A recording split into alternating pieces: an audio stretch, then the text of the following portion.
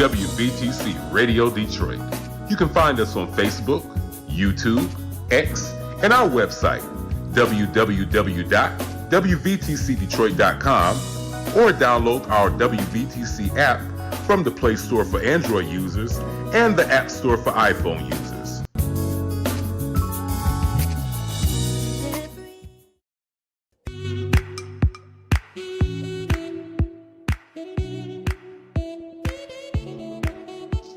Thank you for tuning to WVTC Radio Detroit and the Community Bell Show with your host, former Wayne County Commissioner Edna Bell. Stay tuned for insightful information Detroiters will find valuable. Text a friend and tell them to watch with you for news you can use. And now, your host, Edna Bell.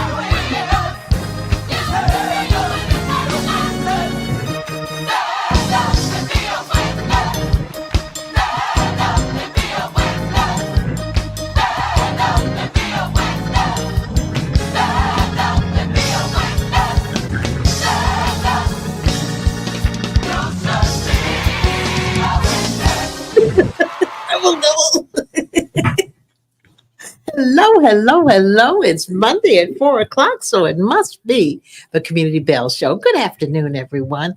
And thank you so much for joining us on this Monday afternoon. I'm not sure what to call it. Obviously, it isn't sunny. A little while ago, I saw snowflakes, and then there was some rain, and then the rain went away, and I saw some more snowflakes. And it's just a Monday in Detroit in December. This is what happens, and we all know that. So we get through it.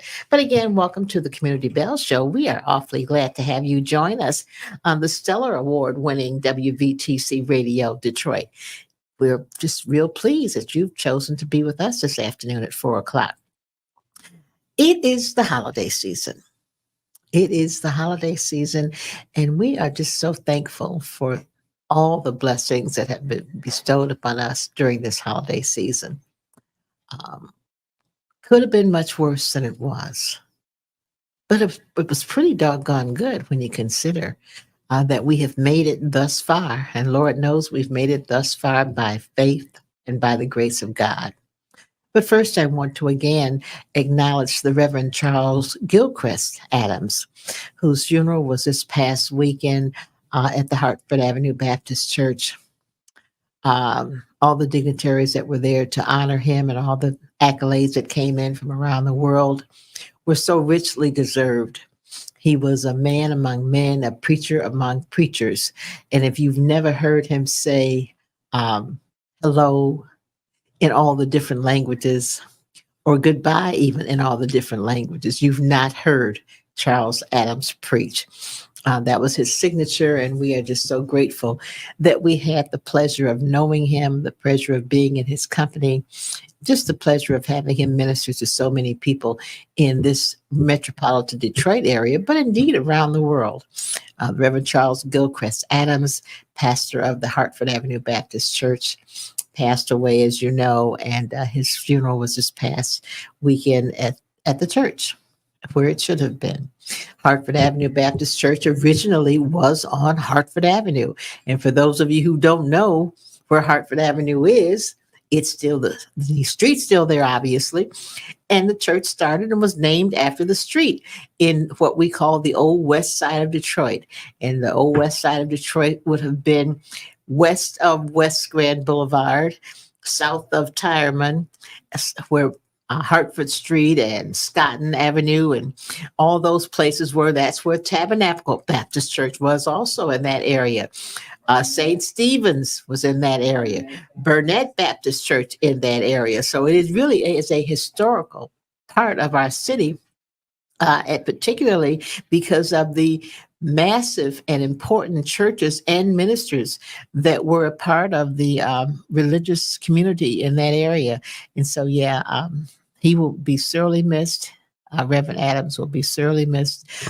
Just as Reverend Sampson was missed when he passed away, so will Reverend Adams be missed. And we can go back to my pastor, Reverend Wilma Johnson, who came from Hartford Avenue Baptist Church. She was raised under Reverend Dr. Charles Gilchrist Adams and was from that church, was a minister at that church before she came to New Prospect Missionary Baptist Church, is where I go to church. So lots of good stuff happened at Hartford and is still happening at Hartford. We've received some wonderful, wonderful pastors from that historic church. And again, our hearts go out to the Reverend Charles Adams family and the Hartford Avenue Baptist family. I have another unfortunate funeral to announce. And well, we don't know when the funeral is going to be yet, but a dear friend of mine, Mr. Charles Small. Charles Small was the executive director of the Don Bosco Hall for Boys. And he was the executive director for well over 25 years, actually. But he worked there for probably closer to 40 years. He started when he was a young guy there and then became the executive director. I had the pleasure of serving with him on the board of directors at the Don Bosco Home for Boys for almost 20 years. So again, the family of Charles Small, we send our condolences to you. Charles passed yesterday, unfortunately, of a long disease, cancer. Cancer's killing a whole lot of folk. But Charles was a wonderful, wonderful, wonderful young man. As a matter of fact, the blessing is that he wrote a book that talked about the kinds of things and challenges young Black men face in this community and probably other communities, because he did things all over the country as it relates to young Black boys. And he had a chance to have a book signing and give out those books at a very, very nice reception, actually just over about 3 months ago. And so Charles Small served this community well, served Don Bosco Hall well, and he will certainly be missed. So condolences to his family in the loss of their husband, father, grandfather. He was a great guy. He was a great guy. After the next song, you're going to hear some more stuff from what's going on in our community. And there's always things going on, always things we can talk about. But we're going to talk about some more interesting things as we come back about what's going on in our city, our county, our region, because this really is a region of goings on. At one time, it was really just Detroit and it was just Wayne County. But now it's a region. It's Wayne, Oakland, and Macomb County. It's all of those places where people congregate, people work together, people try to solve problems together, because certainly we need to work together to look at what's going on in our community to make it a better place for all of us. And so we'll talk about that in just a moment as we move on to our next segment. Thank you so much. We're glad to move on.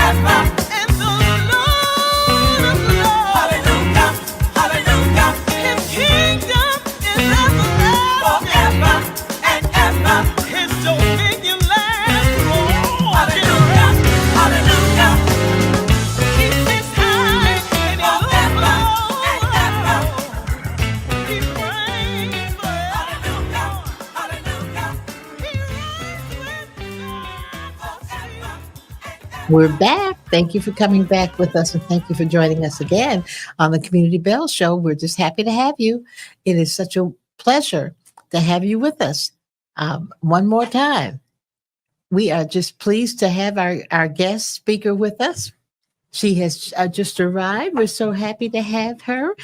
Our speaker, come on in. Our guest today is the Honorable Angelique Peterson-Mayberry, President of the Detroit School Board. Welcome. Thank you so much. Total apologies. Oh my goodness. It's I'll tell you the story after the show, but I'm just glad we that I always made have stories, it. we were worried about you. We're so glad you could make it. Oh, thank It's you. always good to have you. Always good to have you. How are Likewise. you? I'm doing very well. Thank you. Good. I am trying to get in holiday mode already. I know. It's I said I'm going to wear red. I like it. It's gonna be the holiday color. It's going to be like, welcome again. All is well Thank with you. I'm glad. All you're is here. well. All is well. That's the blessing. All is Yes, well. We're just glad no that you're complaints for very sure. glad you're okay. We Thank didn't you. want anything to happen to you. Well, welcome to the Miss Community Bell Show again. We're glad Thank you to for have having you. me back, Mama. Absolutely. Yes. And, we talked about having you on a regular basis. I think Mhm. we're going to do that. Yes. So that you can bring us some updates on what's going on in our school Yes. system. We appreciate that. Thank you. Go back to you and I had some conversations recently about what was going on in some of our schools, in our school system. And one that I asked you about, and I want to thank you for, is that we had a security guard issue at one of our schools. Mhm. Thank you so much for being You're very able welcome. to make that Yes. adjustment and get that security Yes. guard in that building. It's always helpful for It the is. staff and the students of the Mhm. community to know that there's somebody there who knows how to handle security and who's there to look up for their safety. So And I think appreciate that's, no problem. Thank you for reaching out. Oftentimes, we have about 105 buildings, and so it's very difficult to know what's going on in each and every one of our buildings. But thank you for reaching out. We know that as parents, one of the top 3 things that we look for in the school district is security. And so we want to know that they're safe in our buildings. And I'm very proud about the fact that we have our own public safety department. Yes. Because within that, you are allowed to, one, control your training. And so we know what type of training is needed for our students, which may be different than what's needed on the streets of Detroit with our adults. And our officers know our families. They know the families, they know the students. And a lot of times they can de-escalate things before they get out of hand. Absolutely. And so I'm excited and really proud of our public safety department. So again, no problem. Thank you for reaching out. And I'm glad that we were able to make that happen. Yes, good stuff happens. But what's going on in our school system? Talk about good stuff. I know you got good stuff. Oh, yes. I think the last time that we were here, that I was here, we were in negotiations with our unions. Yes. And so we have ratified all of our union contracts. And so that's a pretty proud moment, especially considering the landscape of our unions in the city and across the and we state. didn't have a strike. We So did not have a that's strike. good news. Teachers were in the classroom every day showing up for our young people. And, that in terms of our support staff and our clerical workers, I mean, it really matters. And I think that what they agreed to is to make sure that we were fair and equitable, but they have a commitment. They have a commitment to our students and to our staff and to our district. And so I applaud all of our union leaders and all of those who are in our unions, because they ensured us that there would not be a strike provided we did the right thing. And I think, this is another one of those monumental moments as we talk about our educators. We were attempting to, over these years, make them whole again, because better than anyone, they gave back so much. Yes. Under emergency management, they just gave back so much. And so each contract, we were trying to give them more and more to make them whole. And I think we are finally arriving at that point where we could say that they are, over a $10,000 increase in salary since we came on. Great. Talk about some of what they did get, because people keep saying, well, what did the teachers get? What did the union say? I said, well, that's okay. We're going to have somebody who knows what that answer is. Now, I'm glad you asked. One of the main things that I think is important, in addition to the wage increase, was that they did not consume any of the increase in healthcare costs. That's a biggie. And that is huge. That's a big one. I mean, I work at Ford Motor Company. I understand that number was in the millions for our educators. And that is something that the district absorbed. So they did not see an increase in their healthcare costs, which I thought was really good. There were some additional things like professional development and things of that nature, but the wages, that was one of the main things that healthcare costs. And the other things were pretty ancillary, but we were making sure that they got what they wanted and what they asked for. And I think if you were to talk to the amazing leadership team with the unions, I think they will say that they may not have gotten everything that they wanted, but they were pretty happy with what they got. That's important. That's important. Mhm. Recently I read an article about evaluations and teachers and the state putting in some new evaluation techniques for teachers. Talk about that. So, what we've tried to do is include everyone in that process. Mhm. And so we had a committee of people who it was comprised of central office staff, it was comprised of school level leadership and some teachers. Mhm. And we talked about what does that evaluation look like. And I think there's still some work to be done, honestly, with the evaluation, because, we were allowed to waive the COVID time, right? Mhm. And so, but we had to kind of fight for that. Mhm. And it should have been a no-brainer. Absolutely. But we kind of fought for that. And so we were given that waiver along with other school districts. But I think that even when you think about central staff being evaluated Mhm. and Dr. Vitti being evaluated. We just met a couple of weeks ago to do his evaluation. Mhm. There's always a process of evaluation that has to happen just to make sure that there's some things, some checks and balances that we may need to revise or edit. You think about weights, Yes. Things being weighted. And I think that if you talk to some of our educators, they will say that the evaluation process is a little better than it was, but there's still room for improvement. So we'll continue to advocate to make sure that those voices at the school level Mhm. and at the city level for the district are heard in Lansing. That's important because one of the things I think I read that they were looking at doing was putting less weight on student achievement Yes. and more on classroom involvement. Yes. And we've even had to unpack what that looks like Mhm. when you talk about proficiency and growth, Mhm. because those are two different things. Mhm. To say that someone is proficient is one thing, but to say that they grew It's maybe something. one or two different grades, then that's something different. Mhm. And, the way that our educators are able to manage the classroom and their involvement, not only with students, but even with parents. Absolutely. I think that that's a skill. Mhm. Would I put more weight on that than achievement? Absolutely not. Absolutely not. Absolutely not. Sometimes they're fighting a losing battle with, Mhm. our village looks different now. Mhm. It looks different, and I'm almost surprised when I look at the numbers to find out who's wrapping their arms around our students beyond the education realm. There are a lot of siblings who now have legal custody of their siblings. Mhm. And so they're raising them. I meet consistently with the grandparents group, so that there's a group of grandparents who, I don't know if I shared this last time, but these grandparents now are the sole breadwinner, I would say, and decision maker Mhm. when it comes to their young people. And oftentimes, you're talking people who may be 65 years older and older trying to show a kindergartner how to do homework that looks different because now we're using Eureka Math and ELA looks different. And so, And the question is, what is ELA to some of these people? Exactly, right?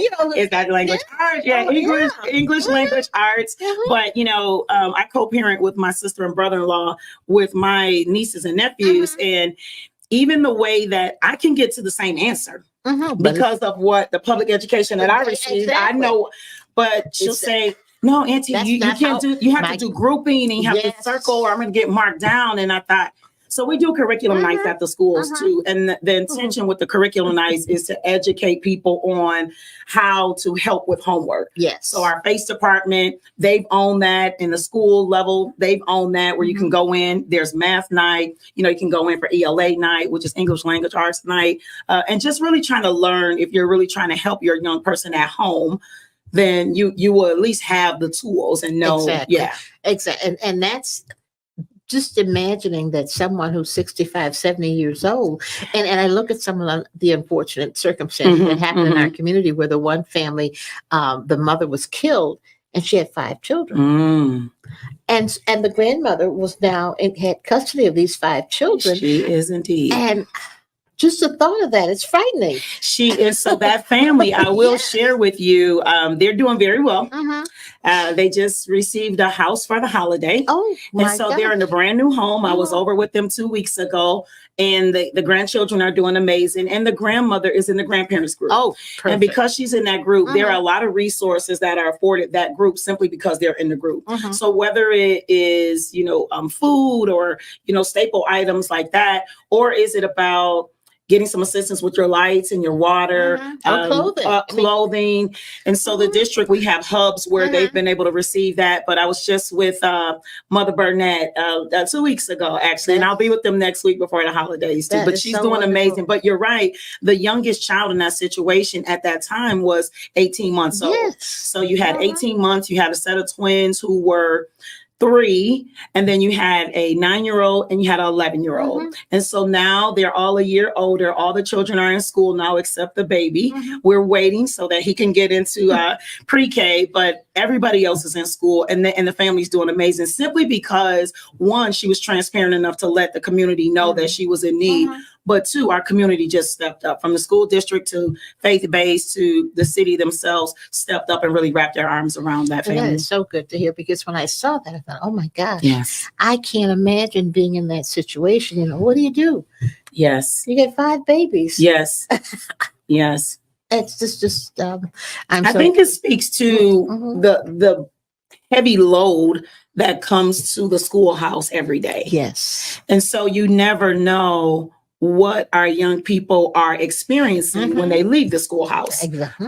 And so I think that extra grace, whether it's for our students or even our staff, or knowing that when parents come up to the school, we want to assume the good when you're coming up to the school and not always get on the defense mode immediately, just because we don't know what a person went through before they came into the schoolhouse. So, yeah. Exactly. Well, that is such good news, because again, that's another facet of a school system that people don't think about. Yes. And that's all a part of raising the babies. It is. Whole child. I mean, the village, child. whether you know, I always tell people, they'll say, well, I don't have any children in the school district. And I say, you Yes, have you almost 50,000. Yes, you do. To be exact, 48,491. But, I think about how there were people who lived on my block who, would watch me walk to the next block, or it's a half a day, so you better make sure you get home and, don't hang out in these streets. And so when you think about that, those safe homes and those extra eyes were an extension of your parents and your grandparents. And so we are still part of the village. And people did it for us. So how dare us take a stance that my kids are grown, I'm done with it, right. because we need everybody Yes. to help with these young people. They are so amazing and so talented. And every time that I'm in a school, I leave more hopeful, and I leave knowing the why. So despite all the other stuff that comes along with sitting in these spaces, they assure me of the why every time that I'm there. Yeah. And, even last week, we had a program where we had all of our Black and brown boys from about 6 different schools come to one location, and they were able to talk to law enforcement. So law enforcement from our district and law enforcement from the city of Detroit. And the questions that they were able to ask them, simply because they had access to them. And then they went ahead and they role played what to do and not do if I get pulled over. And some of the questions, Mama, and I mean, they really got deep. Why am I a target? Simply because of the color of my skin. And everybody on the panel didn't look alike. So you could hear, really, for me, it was almost emotional sometimes, because you hear young people just asking the why. Yeah. And really don't understand. They don't understand, because we don't. Exactly. We don't understand, the blood pressure increasing when you see the lights in your mirror, whether you're an adult, a young person, a male, a female, it doesn't matter. It doesn't matter. Yeah. I tell my 2 young adults, 24 and 21, the end game is to make it home. Exactly. If there was anything done during that stop that you don't feel was right, we'll try to work with that once you make it home. Yes. But you have to make it home. And that was the main messaging. But I met this young man, Mr. Henderson, and I always call the young people by their last name. But Mr. Henderson I met, and his stature looked as if he was pretty physical. He was a physical fit. And I said, well, Mr. Henderson, what do you do outside the classroom? He said, well, I am a boxer. Okay. I said, really? So is that what you want to do after high school? He said, I will do that on the side because I want to be a neurosurgeon. Oh. And I said, He said, I'll be the first neurosurgeon who's also a professional boxer. So I joked with him and said, so after you hit them in the rink, then you go ahead and make sure that their head is good. But our just young boy with all of this, when you look in his eyes, all of this, I was so hopeful and so optimistic about his future, simply because our task now is he's identified what he wants to do. Yes. How do we now put him in spaces? How do we get him there? How do we get him there? That's right. How do we get him there? That's so, yes, always excited to be around our young people. But I will say, the last time too, we were waiting on some test results from the state. So we outpaced the state of Michigan with our M-STEP scores. All right. So really excited about that. Our graduation rate has increased by 8% since last school year. So I'm hoping by the end of this school year, the number will be even higher. And, the two things that we battle and wrestle with is the attendance and chronic absenteeism. I was just going to talk about that. So we're better than we were last year. By like 6 percentage points. I think we're at like 57%. So that means 57% of our students are chronically absent. And so chronically absent. Scary. Yeah.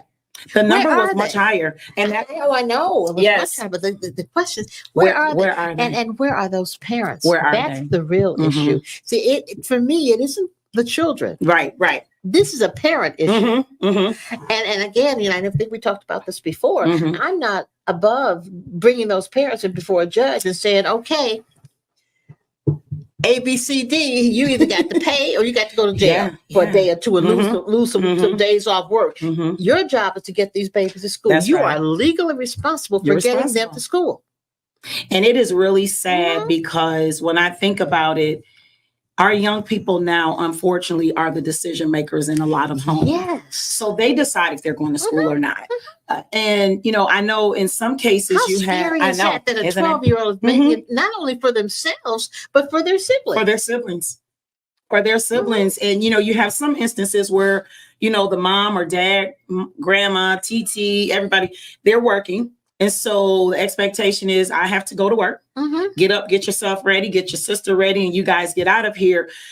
But we're really putting a heavy responsibility on young people before that. 12, 13, 14, 15, that's not their responsibility.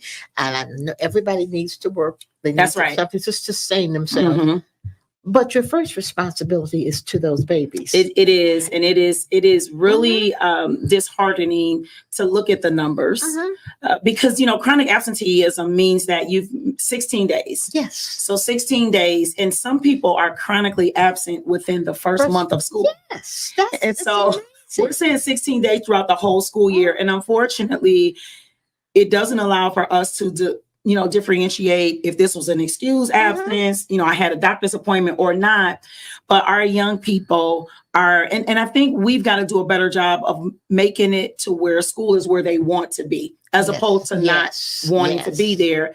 And so oftentimes as we sit and talk with young people, we are trying to reimagine what even day looks like for young people, especially high schoolers, because that's where the numbers are the greatest. Because, you think if you're in a K-8, you're still kind of being told, but the high schoolers are young adults, unfortunately, and much too soon.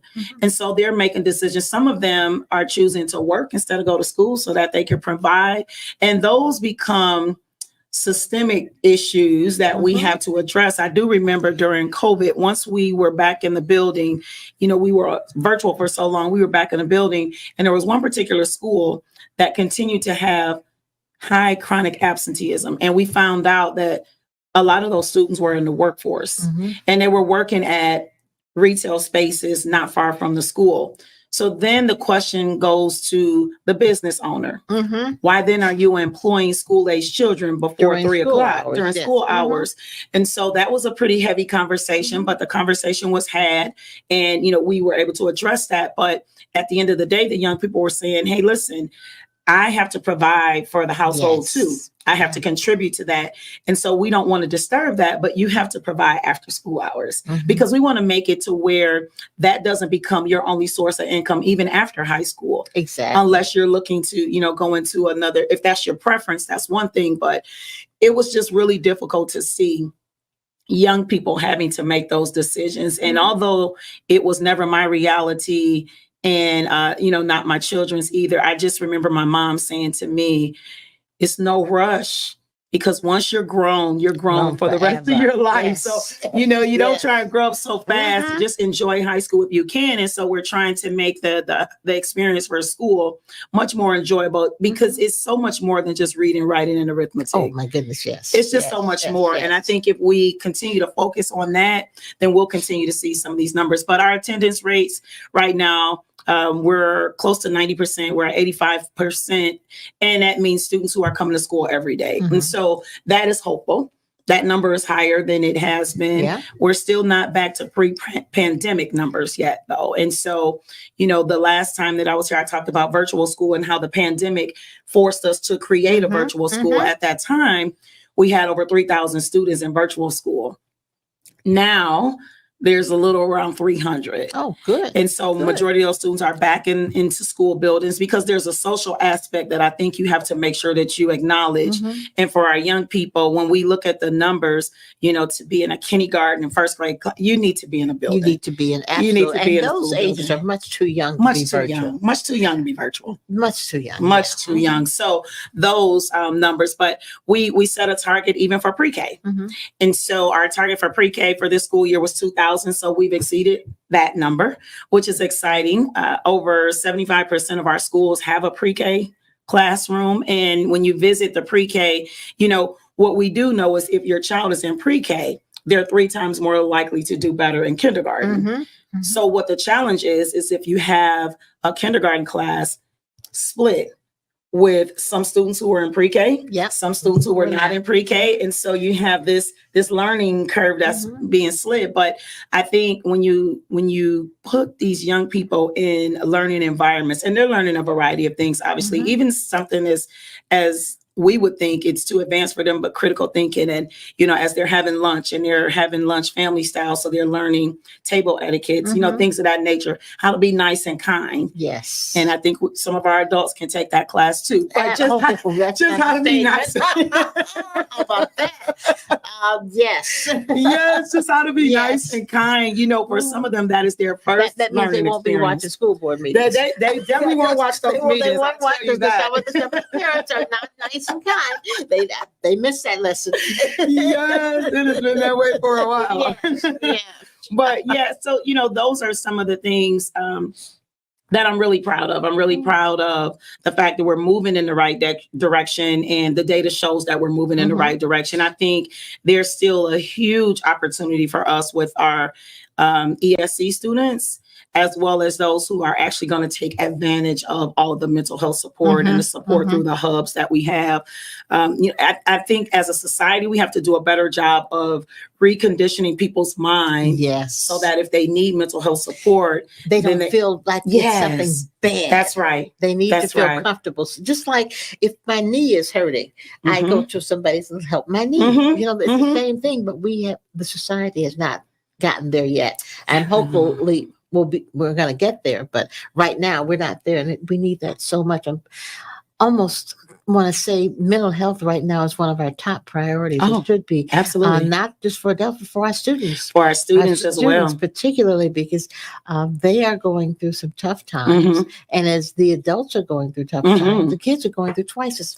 And I think the thing is they are becoming desensitized to things, and that's not normal. And so we don't want them to get used to trauma. Yes. And not knowing how to deal with it. Right. This is not everyday behavior. No. We don't want you to think that this is how the world goes. No. This is not how it works. And helping them do that, because in some homes, that's every day. It's every day, and it is the norm. I spoke the other day, and I told some young people as we get ready to come on this break, and I know everybody needs it. Our staff needs it. Our students, they want it, but I think that after a week, they're ready to come back just because, that's a different environment for them. But just really trying to stress the importance of good decisions while they're out. Yes. And so, we lost a student last week, the 5-year-old young student. Heartbreaking. Young Mr. Sterling. And so he was a student in our district. And when you think about students who are supervised or not, the curiosity from young people Absolutely. and how they think that it can't happen to them. And so as I talked to these young people the other day in the assembly, I wanted to stress that during this break, make sure that you are making really good decisions because the consequences behind decisions sometimes are very final. Yes, but the question is, do they even know what a good decision is? And so that's what we got to do a better job with that. That conversation, I specifically talked about firearms. Yes. If they've seen one, not to touch it. If they see someone else touching it, go tell someone, things of that nature. And, we could blame, music and TV. We can do all of that. But at the end of the day, we have an obligation and a responsibility. And so we've done tons of talks from our public safety department. We've done demonstrations in terms of, what to do and what not to do. And we've had assemblies and things of this nature. But at the end of the day, I don't think that's something that we can overemphasize. Absolutely not. About not touching firearms. Absolutely. Just not. And for our parents in our village, I would just really plead to them to really check your young person's social media page. The social media bullying is well beyond where it needs to be, and check at their book bags. Just being a little bit, you can be that nosy parent. Yeah. Go ahead and be that nosy parent. That's quite okay. I think, I was one of those nosy parents, and I was at school every time my kids look up, and they finally, when they were seniors, they just said, "Mom, will you please not go on the senior trip?" My mother went on a senior trip too, so. And I said, well, now, okay. I didn't go on the senior trip, but I made sure there was another parent of mine that was on the senior trip. Contact with it, right? But they need to know that. They need to know. And, we have a department that specifically watches social media. And that is where a lot of times we are proactive in the respect that we've been able to catch things, address them before they get to the next level. Yes.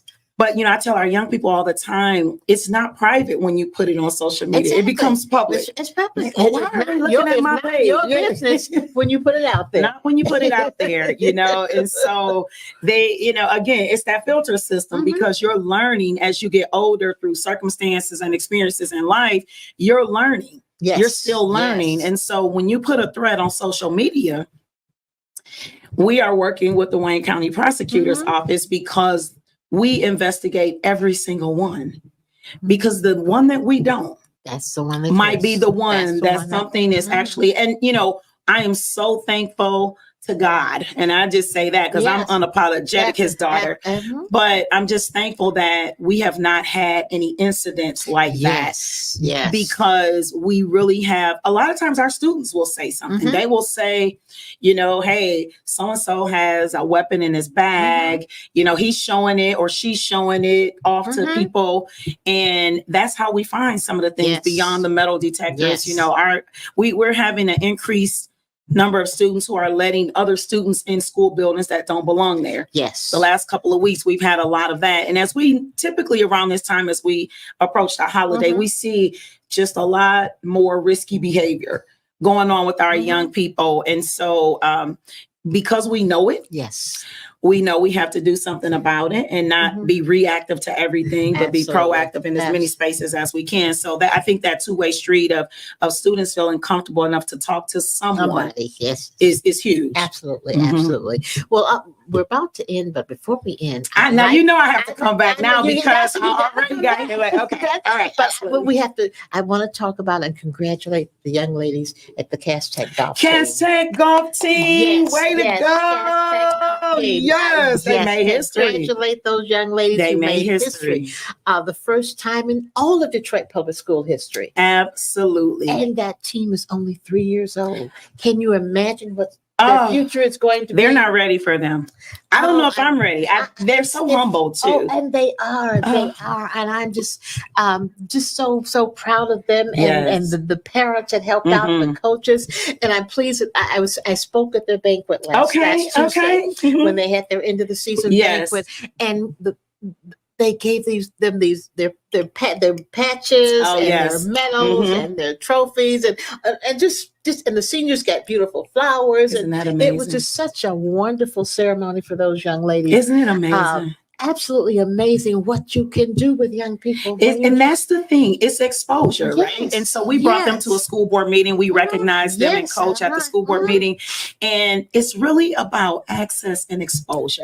That's what it is. Access and exposure. I mean, I just am so proud of them. So proud of and them. what they have accomplished and what they're going to accomplish. Because Absolutely. those seniors some of them are going to go and hopefully play golf in college. Mhm. The ones who are coming up will be even better. That's right. They're going to be even better. Just so that you know, we're still working on trying to secure a local spot for them to practice. Okay. I just have a problem with them having to go to Royal Oak. I Yeah. just really do. So yeah, when we're we have working- Detroit Golf Club right in the city. Detroit Okay. Golf Club, right? Rouge is Park, right there. yep, in the And city, so yeah. we've been working with the city of Detroit, Okay. and the councilman in that district, where Great. Rouge is Fred Durhall. Okay. Is helping us to Mhm. try and secure Rouge Park as Mhm. their home course and as their practice Oh, facility. I love that too, because a lot of Mhm. times people will say that they are partners Mhm. and they Mhm. get on television Yeah. and radio and we're Mhm. partners. Show us what Yes, partnership yes, looks like, because it exactly. can't be in word only. No, It has to be in your deed. And so Exactly. if Councilman Durhall is on it, Mhm. I'm pretty sure he'll Yeah, get the so results we're that working we with all him to get them need. their spot. That is And amazing. they're so deserving. Mhm. And I want those other schools to come to us. Mhm. Mhm. Like we have to go those long Mhm. distances to Mhm. play with them. Rouge is a premier golf course. Right. They need to do that. And again, we've got places that practice at the Detroit Golf Club Mhm. whose schools are way Across 8 away. Mile, right? Mhm. Across 8 Mile. And Absolutely. so we need to have some conversation about that too. We do, and exposure, so that Exposures. people know that these are some of the challenges that we're experiencing with Yes. some of these places that you are patronizing. Exactly. Just you know, there are some influential people who patronize these places, Mhm, and sometimes it's a simple conversation to let them know that I'm just as passionate about this Exactly. as some of these others who may not be in the room. And I love about, we have those young ladies at CAS with the golf course. We have with the golf club, we have wrestlers, we have swimmers, we have lacrosse.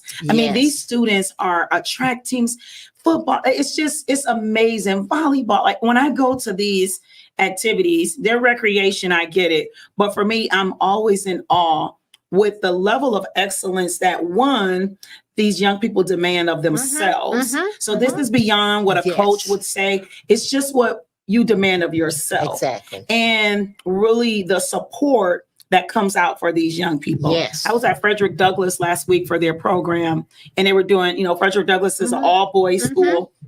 They just moved into the old Northern building on Woodward. Yeah. Yay, Northern. The big and old. The big and old, yes.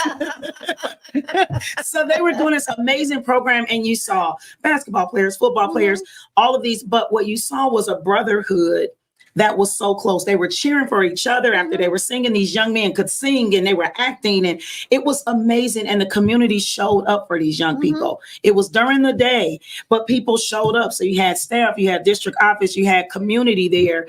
And Dr. White, the principal there, he concluded the program by singing himself. So, all right. I told him I have it on video. I have it on video. Okay, can't beat that. Thank you so much for joining us. Thank you And, for having you're me. right. You're going to have to come back. So, Oh, definitely we, now. we may have to make this a monthly event. but Let's do it. Let's do it. We'll pick a Monday that's good for you, and you Okay. let me know what's good for you, and we're going to do this because Yes, Mama. it's important enough that we can talk about our young Yes. people all the time All the time. All and the make time. sure that community knows how What they're important doing. it is Mhm. and what's going on. Mhm. Thank you so much. Thank you Madam for having President. me. We appreciate having you. Yes, thank you. This has been the Community Bell Show. We're so glad you joined us. Good conversation with good people. Join us again on Mondays, 4:00. Now, this coming Monday is Christmas, and the Monday after that is the first day of the year.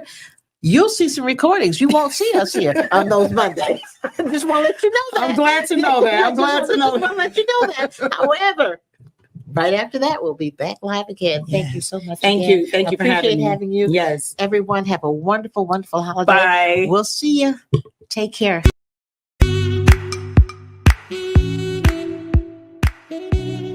Thank you for listening to Community Bell with your host, former Wayne County Commissioner Edna Bell. This broadcast was brought to you by WVTC Radio Detroit.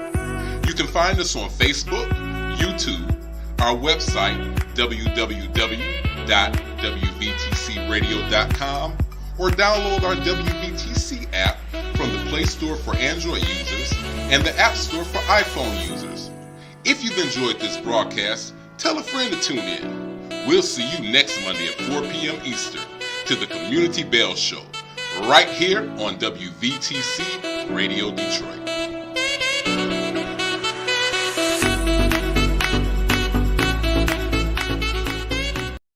The views and opinions expressed on the previous broadcast are those of the authors and do not necessarily reflect the official policy or position of WVTC Radio Detroit, its advertisers, or affiliates.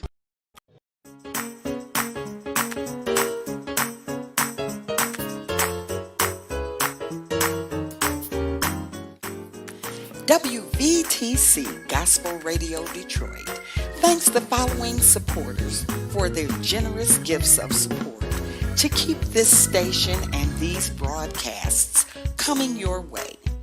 God bless you, we thank you, and we love you.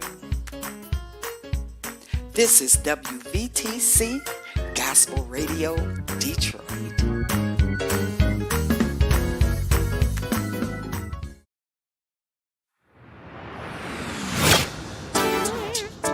We are WVTC.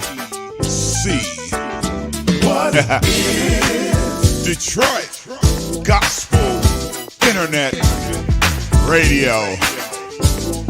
What it is? We're gospel music, preaching, teaching,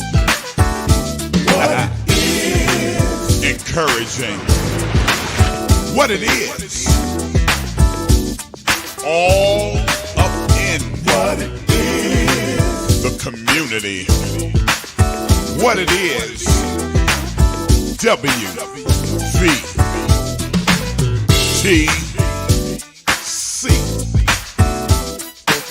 In your neighborhood, it's what we do. What it is.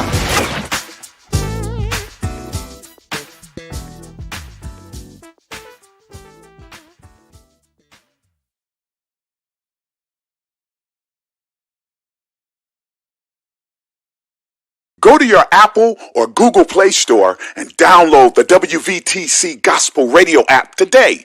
You can also say, Alexa, play WVTC Radio Skills. Would you like to play WVTC Radio Network? Absolutely. Download it today.